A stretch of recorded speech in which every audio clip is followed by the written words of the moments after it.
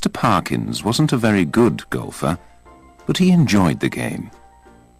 It was the middle of winter, and he planned a holiday by the sea at Burnstow in the east of England. "There's an interesting old church in Burnstow," one of the other teachers at his school told him. "It's more than 600 years old. Of course, it's not there now, but there are some stones from the old walls near the beach." "Thank you. I'll look at them," said Parkins. "Where are you going to stay?" his friend asked. "Not many of the hotels are open in the winter," said Parkins, "but I got the last room in a small hotel by the beach, the Globe." Mr. Parkins went to Burnstow by train from Cambridge, his home city. When he arrived, he took a taxi to the hotel. The Globe was a nice hotel. There were 2 beds in his room and a large table by the biggest of the 3 windows. From that window, he could look east across the beach to the sea. The 2 smaller windows looked out to the north and the south. South of the hotel was the little village of Burnstow. There were no curtains at the windows of his room, but Parkins didn't think about that then. He put his books and papers on the table and took his clothes out of his bag. He put his golf bag next to the window.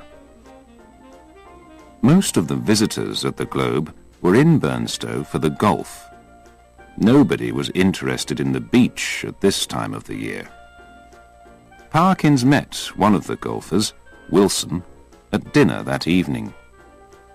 They enjoyed their conversation, and Parkins played golf with Wilson the next day.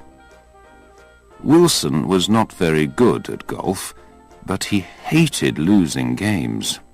He shouted when he hit a ball badly. "You'll play better tomorrow," Parkins told him. "Perhaps," said Wilson with a red face.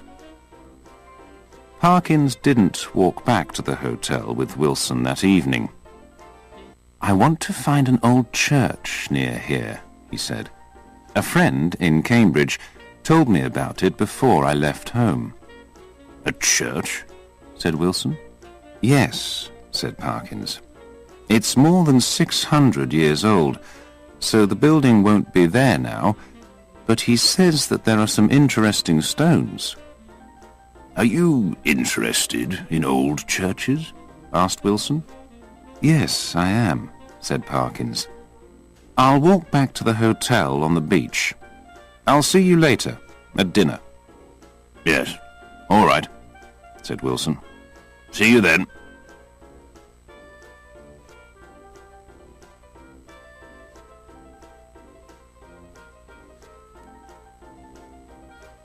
Parkins walked away to the beach. It was getting dark, and he couldn't see very well. "How am I going to find these old walls?" he thought. Suddenly, his foot hit a stone and he fell. He got up and looked at the ground carefully. He could see a number of large, square stones. "I think this is it." L'imagination d'un auteur est toujours en marche, qu'il est sans cesse en train de puiser dans une source intarissable d'anecdotes et de péripéties, et qu'il imagine tout simplement ces histoires comme par magie. Les événements qui vont suivre et d'une manière totalement inattendue. Parce que, à sa manière mystérieuse et totalement fiable, le destin, une fois encore, intervienne en ma faveur. C'est tout le contraire. Je commençais à me rendre compte que beaucoup de les plus précieux et les plus distincts venaient pour lui. Dès que le public sait que vous êtes écrivain, il vous apporte les personnages et les événements. Et tant que vous maintenez votre capacité à regarder et à écouter attentivement, ces histoires continueront de vous hanter tout au long de votre vie. Quand j'étais petite, ma mère me rappelait chaque soir avant d'aller au lit d'ouvrir mon cœur à Dieu parce qu'il était bon, miséricordieux et juste. Les choses ont changé lorsque mon père est parti quelques années plus tard. Elle ne reparla jamais plus d'un Dieu bon et miséricordieux. la place, elle me parla d'une prophétie. Un soir, j'ai finalement trouvé le courage de demander à ma mère pourquoi Dieu avait changé. Pourquoi il était si furieux contre ses enfants.